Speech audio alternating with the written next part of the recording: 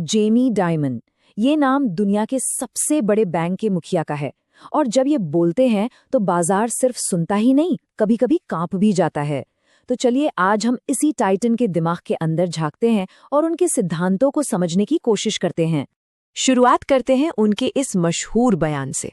Bitcoin पर दी गई ये राय उनके बेबाक और बिल्कुल सीधे सपाट अंदाज को साफ दिखाती है। मतलब जेमी डाइमन घुमा फिराकर बात करने में यकीन नहीं रखते। लेकिन वो सिर्फ एक बैंकर नहीं है। उन्हें लोग 21वीं सदी के फाइनेंस की दुनिया में आए तूफानों के बीच एक चट्टान की तरह देखते हैं। एक ऐसा शख्स जो सिर्फ अपने बैंक को ही नहीं बल्कि अमेरिकी और वैश्विक अर्थव्यवस्था को भी संभालता है। और इसीलिए उनके सिद्धांत सिर्फ बैंकिंग की किताबों तक सीमित नहीं हैं।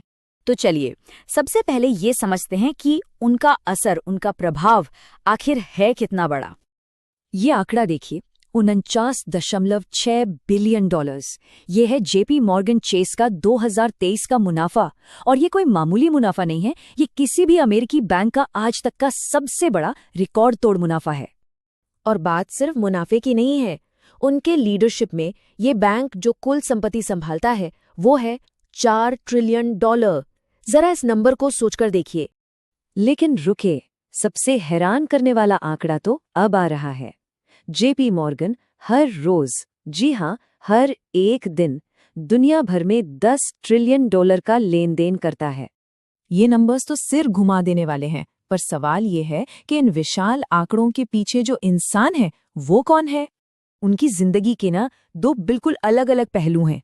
एक तरफ है वो ग्लोबल CEO और दूसरी तरफ एक फैमिली मैन। और ये फर्क सच में कमाल का है।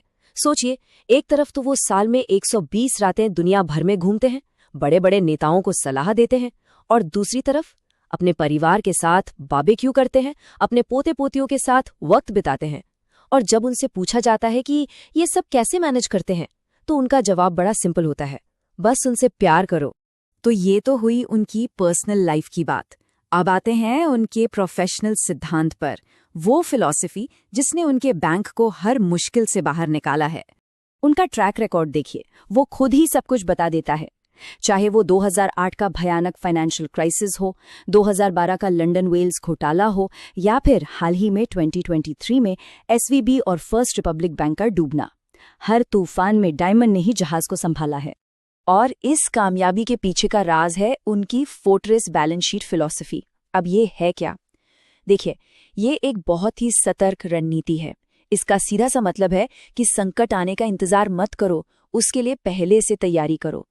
बैंक के पास हमेशा इतनी पूंजी, इतना पैसा होना चाहिए कि वो किसी भी बड़े आर्थिक झटके को आराम से झेल सके। चलिए अब जरा भविष्य की बात करते हैं। टेक्नोलॉजी और खास तौर पर AI को लेकर डायमंड का क्या सोचना है? AI पारंपरिक बैंकिंग के लिए कितनी बड़ी चुनौती है, इसे बिल गेट्स के इस मशहूर कोट से समझा जा सकता है। बैंकिंग जरूरी है, बैंक नहीं। डायमंड का AI को लेकर नजरिया बहुत ही साफ और प्रैक्टिकल है। वो कहते हैं, पहला, ये मान लो कि AI कोई हवाई बात नहीं है, ये एक हकीकत है, एक बहुत बड़ा बदलाव है। दूसरा, इसे अपने हर काम में शामिल करो, ट्रेडिंग से लेकर रिसर्च तक, हर जगह। तीसरा, हाँ ये भी सच है कि टेक्नोलॉजी की वजह से कुछ नौकरियां जाएंगी, लेकिन चौथा और सबसे जरूरी पॉइंट, उनका मानना है कि आखिर में ये हमारी जिंदगी को बेहतर ही बनाएगा। हो सकता है कि इसी की वजह से हमें 3.5 दिन का वर्किंग वीक मिल जाए।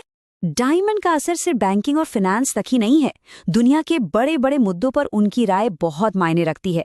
तो आइए जानते हैं कुछ ग्लोबल इश्यूज पर वो क्या सोचते हैं। कुछ सबसे बड़े और चर्चित मुद्दों पर उनके विचार एकदम क्लियर हैं। चीन पर वो कहते हैं, सब ठीक हो जाएगा, बस हमें एक मजबूत अमेरिकी लीडरशिप की जरूरत है। क्रिप्टो, खासकर बिटकॉइन, उनके लिए ये एक पॉन्जी स्कीम है, इसकी कोई उम्मीद नहीं। और अमेरिकी लीडरशिप, वो मानते हैं कि ये अगले 100 सालों में दुनिया के लिए सबसे जरूरी चीज है। तो इतना सब कुछ करने के बाद आखिर उनके लिए सबसे ज्यादा मायने क्या रखता है? वो अपने पीछे कैसी विरासत छोड़ना चाहते हैं? उनकी प्राथमिकताएं एकदम साफ हैं। नंबर 1 पर है उनका परिवार, नंबर 2 पर है उनका देश अमेरिका। वो खुद को एक सच्चे, प्रबल अमेरिकी देशभक्त कहते हैं। और इन दोनों के बाद तीसरे नंबर पर आती है उनकी कंपनी। वो अक्सर एक सलाह देते हैं जो स्मार्ट वर्क और क्लैरिटी की अहमियत को दिखाती है। वो कहते हैं, माफ करना, मैंने तुम्हें इतना लंबा खत लिखा, मेरे पास छोटा लिखने का वक्त नहीं था। इसका मतलब साफ है, किसी बात को छोटा और असरदार बनाने में ज्यादा मेहनत और सोच लगती है। तो एक देशभक्त, एक पिता और एक ऐसा बैंकर जिसने हर तूफान का डटकर सामना किया। लेकिन सवाल ये है कि जब वो नहीं रहेंगे तब क्या होगा? ये एक ऐसा सवाल है जो फाइनेंस की पूरी दुनिया के भविष्य पर एक बड़ा सवालिया निशान लगाता है।